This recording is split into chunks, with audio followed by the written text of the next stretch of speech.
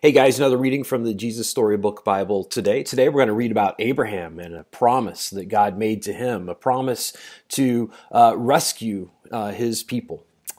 Years passed and things didn't get any better. People were still just as cruel and mean to one another. They still got sick and died. God's world was still full of tears. It was never meant to be like this, but God was getting ready to do something about it. He was going to make all the wrong things right, and he was going to do it through a family. Abraham, God said, how many stars are there? God was about to tell his friend a wonderful secret. Well, let me see, Abraham said, rolling up his sleeves. Have you ever tried counting stars? If you have, you know how hard it is. So he said 993, 994, 997. Oh, no. Let me start over. 1, 2, 3. Of course, he kept losing count. There were too many stars, he said. Well, guess what? God laughed. I will give you so many children and grandchildren and great-grandchildren that you won't be able to count them either. Abraham couldn't help giggling at such a wonderful idea, but he stopped himself. How could he have a family? Don't be silly. He didn't have any children, let alone grandchildren. Wiped away a tear. Anyway, it's far too late for him to start having babies at his age. I mean, he was 99 years old. What could God mean? Abraham, God said, believe me. And then God told Abraham his secret rescue plan. Abraham, I will make your family very big, God promised, until one day your family will come to number more than even all the stars in the sky.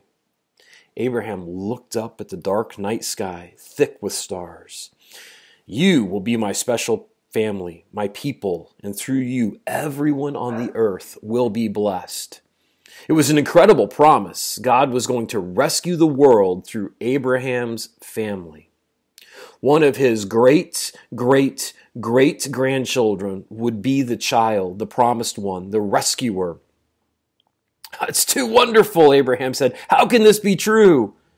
Is anything too good to be true? God asked. Is anything too wonderful for me? So Abraham trusted what God said more than what his eyes could see. Abraham believed. Now, when Abraham's wife Sarah heard God's promise, she just laughed to herself. But it wasn't a happy laugh. It had tears in it. She had always wanted a baby. Could her dream come true? Could she really have a baby when she was 90 years old? Of course not. Don't be silly. It was far too late. Sarah didn't believe God could do what he promised. She had forgotten that when God said something, it's as good as done. Of course, it was easy for God to give her a baby son, just as easy as it was for him to make all the stars in the sky. And sure enough, 9 months later, just as God had promised, Sarah gave birth to a baby boy. They named him Isaac, which means son of laughter, and Sarah laughed. But this time it was a glorious, happy laugh. Her dream had come true. God would do as he promised. He would always look after Abraham's family, his special people, and one day God would send another baby. A baby promised to a girl who didn't even have a husband. But this baby would bring laughter to the whole world. This baby would be everyone's dream come true. And that baby is Jesus, our Savior.